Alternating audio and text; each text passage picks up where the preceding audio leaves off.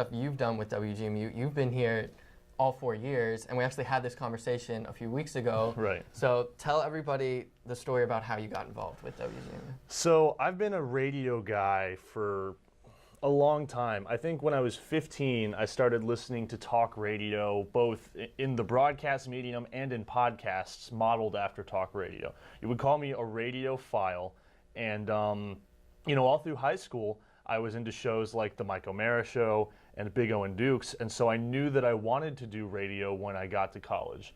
I knew that college radio is a lot of fun. You can do a lot of unique things. I've always loved music and heavy metal. So I know I wanted to do all of this stuff during my time at Mason, and on my very first day as an undergrad, I was knocking on Storm Paglia's door, who was general manager at the time in 2014, and telling him that I wanted to get involved, I wanted a radio show, and basically I just stuck around until they made me leave at the end of the day.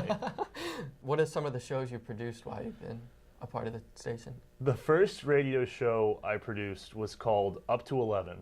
And it was all heavy metal and rock and roll, and I did all sorts of highlights where sometimes I would do shows spotlighting a certain instrument, and I'd play like music from my favorite drummers, or I'd play a show that was all covers of other popular songs, stuff like that. I would have contests, people would have to answer trivia questions, I would give news and updates, and I would interview artists from that scene. And I did that for about 2 years, but my real passion is in talk radio, and I think people prefer to do talk radio because everyone loves talking about themselves. I mean, that's like, why do you think I'm here right now? Like, I love you and I love your show, but I love talking about myself more than all of those things. So that's why I want to be on your program. And so I I started a show called The Nice Guys with Nick Ortiz, and it was more talk-based, and we did movie reviews, and we shared stories from our lives and our hot takes on things, and basically just ripped off all of the radio shows that I love, like Don and Mike and Opie and Anthony and Big O and Dukes and stuff like that. And I did that for a year, and then he graduated, and I did the show with Corey Morgan, and then we brought on Kyle Kuhn, who is actually still a member of WGNU, and so we did that show for 2 years, and it's some of my favorite memories at the station. You're a senior now, right? And you're about to dive headfirst straight into the industry. Oh, you bet. You have a position on the Big O and Dukes podcast that you mentioned before. And for those who might not know, this podcast covers politics, pop culture, everything in between. Right. And the hosts, Chad Dukes and Oscar Santana, are tenured radio personalities. You mentioned Chad Dukes actually came through WGMU. Right. This podcast is huge, especially in the local area. When it started, within the first 6 months, it got over 1 million downloads. This is great for you, obviously. What's it like to work with the people that you once listened to as a fan? Like, you looked up to these people, and now you're working alongside them. That has to be amazing. It's intimidating. Really? So I've known Oscar for a few years now, and I've been working with him on a professional level for a few years. And so coming into the show with him, we already had a relationship. He trusted me. We like each other. We hang out. And Drab is really personable as well. I had only met Chad a handful of times, and if you ever listen to him, he has a very aggressive style as a host.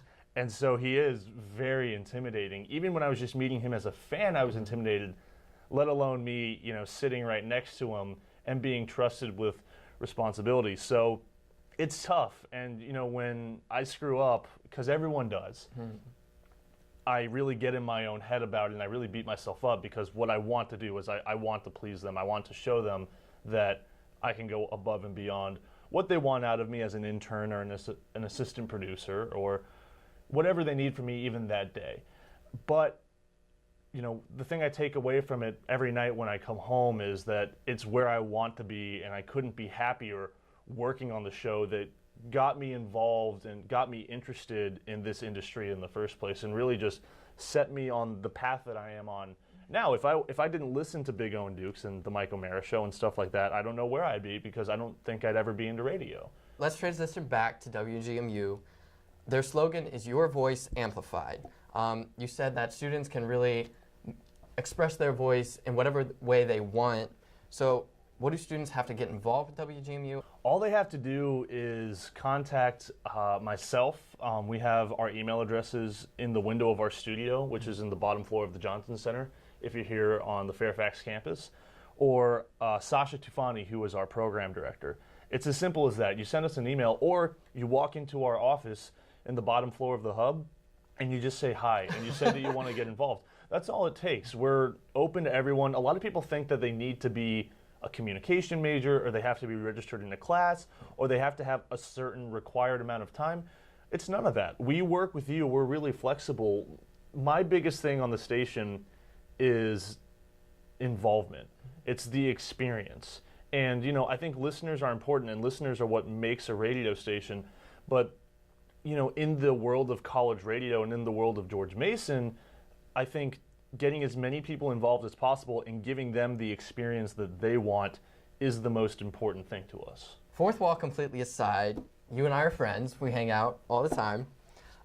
Friends is a generous word. I want you to stick around and we can have a casual conversation, but really that's too easy. We love a challenge here on the Mason Cable Night Show. So my producer, Angelique, has come up with a way of making our conversation a little bit harder. So when we come back, Matt and I are going to be forcing the conversation.